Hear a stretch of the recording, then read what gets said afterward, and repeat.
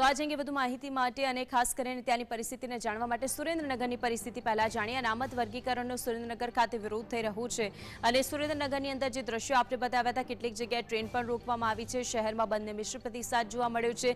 જે વિસ્તારોની અંદર આ રેલી યોજવામાં આવી છે, એટલા જ વિસ્તારમાં ખાલી આ બંધની અસર જોવા મળી છે।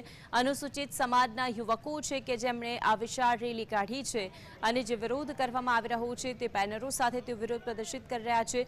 સુરેન્દ્રનગરના 60 ફૂટ રોડથી અજરામર ટાવર સુધી છે જે રેલીનું આયોજન કરવામાં આવ્યું છે। સુરેન્દ્રનગરની અંદર પણ મિશ્ર પ્રતિસાદ, રેલીમાં ચુસ્ત પોલીસ બંદોબસ્ત છે કે જે ગોઠવવામાં આવ્યો છે। અનામત વર્ગીકરણના વિરોધની અંદર સુરેન્દ્રનગરની અંદર ટ્રેન પણ રોકવામાં આવી હતી। જો કે પોલીસનો કાફલો તે સ્થળે જગ્યાએ પહોંચ્યો હતો। ગણપતિ ફાટક વિસ્તારની મહિલાઓએ ટ્રેન રોકી હતી, પરંતુ થોડા સમયની અંદર તે જગ્યાને પૂર્વવત કરવામાં આવી હતી। પોલીસ રેલ વિભાગના અધિકારીઓ તેમજ આગેવાનો તે જ સમય ત્યાં દોડી આવ્યા હતા અને જેટલી પણ મહિલાઓ હતી તેને રેલવે ટ્રેક ઉપરથી હટાવી હતી।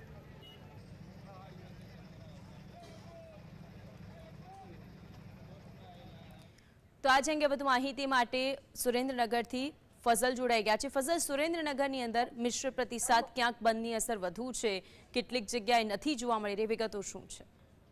ખાસ કરીને આજે સમગ્ર ભારત બંધનું એલાન આપવામાં આવ્યું છે, જેની અસર સુરેન્દ્રનગરમાં પણ વર્તાઈ રહી છે। હાલની પરિસ્થિતિની જો વાત કરવામાં આવે તો સુરેન્દ્રનગરમાં આ મુદ્દે મિશ્ર પ્રતિસાદ મળી રહ્યો છે। સુરેન્દ્રનગરના 60 ફૂટથી લઈ અજરામર ટાવર સુધી રેલી યોજવામાં આવી છે। ખાસ કરીને જે સુપ્રીમ કોર્ટ દ્વારા નિર્ણય કરવામાં આવ્યો છે, અનામત વર્ગીકરણનો જે નિર્ણય કરવામાં આવ્યો છે, જેને લઈને અનુસૂચિત જાતિના યુવકો, આગેવાનો અને લોકોમાં રોષ જોવા મળી રહ્યો છે। આજે ગણપતિ ફાટક વિસ્તારમાં ટ્રેન રોકવામાં આવી હતી। જોકે સુરેન્દ્રનગરના વેપારીઓએ 70% જેટલું તો સ્વયંભૂ બંધ રાખ્યું છે, પરંતુ રેલી યોજી અને આ મુદ્દે અલગ અલગ પ્રકારના કાર્યક્રમો પણ આપવામાં આવી રહ્યા છે। આગેવાનો આપણી સાથે છે, તેમની સાથે વાત કરશું।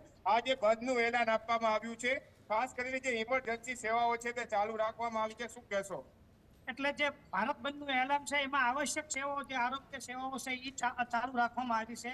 પણ અમારી માંગ એક જ છે કે સુપ્રીમ કોર્ટે જે જજમેન્ટ આપ્યું વર્ગીકરણનું, તો વર્ગીકરણ કરવું હોય તો તમે ઈડબ્લ્યુએસ માં કરો।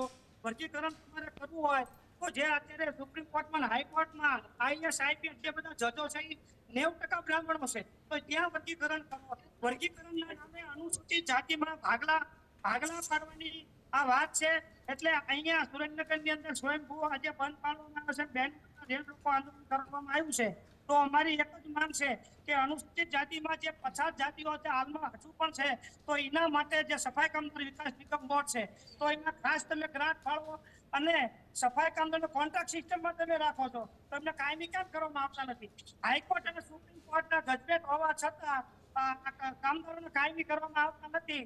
એટલે કેટલીક બહેનો પણ આપણી સાથે છે, એમની સાથે વાત કરશું। આજે ગણપતિ ફાટક વિસ્તારમાં રેલ રોકવામાં આવી છે અને અનામતનો જે વર્ગીકરણનો વિષય છે જેને લઈને વિરોધ નોંધાવવામાં આવ્યો છે, શું કહેશો? આજે સરકારે કાયદો